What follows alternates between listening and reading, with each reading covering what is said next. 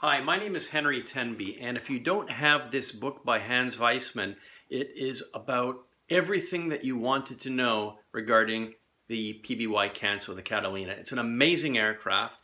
This is an incredible float plane aircraft. It was developed before World War II, and Hans has done a fabulous job. This book is 300 pages long. There are 400 mostly color pictures in this book, and I think it is an absolutely fabulous book. If you don't have it, and you are a classic propliner fan, if you love float planes and you appreciate aviation and airline history, you really need to do yourself a favor and get this amazing book. I'm going to give you a tour of the book now so you can see exactly what I'm talking about.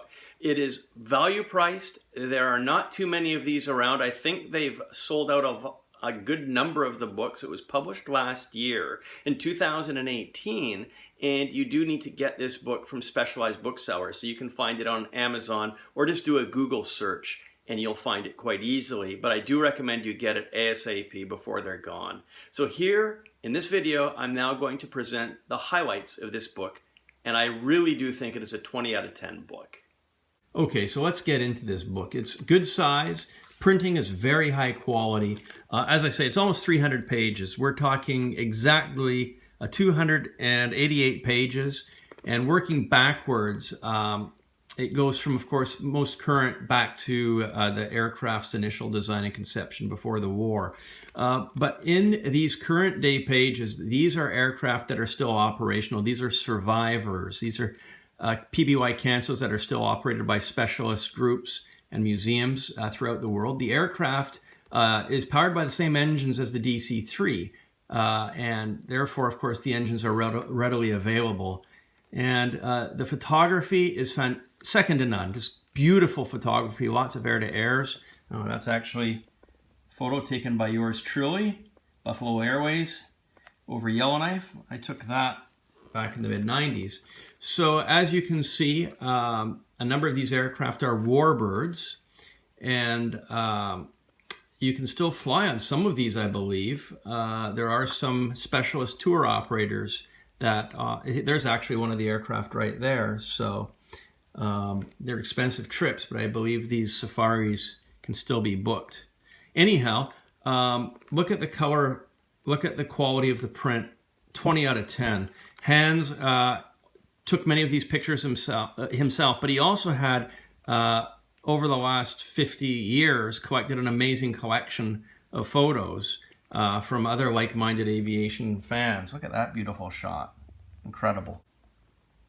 Here we have pictures of that same aircraft in colder weather.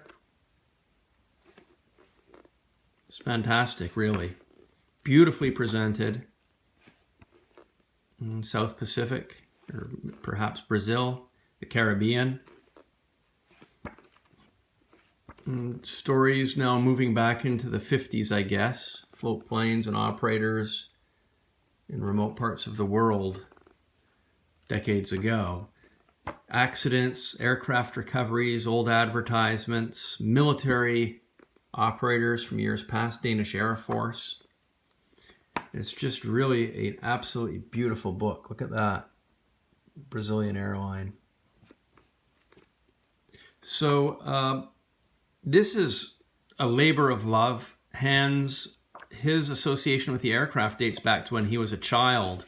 His father worked for the Dutch oil company, and the family moved out to Borneo, and Hans basically fell in love with the aircraft as a kid because Shell chartered Canso aircraft to resupply their where they lived in Borneo, and the memories stuck with him, and he became very, very interested in this aircraft as an adult. So a lifetime later of collecting images and data, just last year, he put this all together in this absolutely fabulous book. I would have to say it is incomparable. There is no other Canso book available, nor will there likely ever be a comparable book to this on the Canso, or Catalina.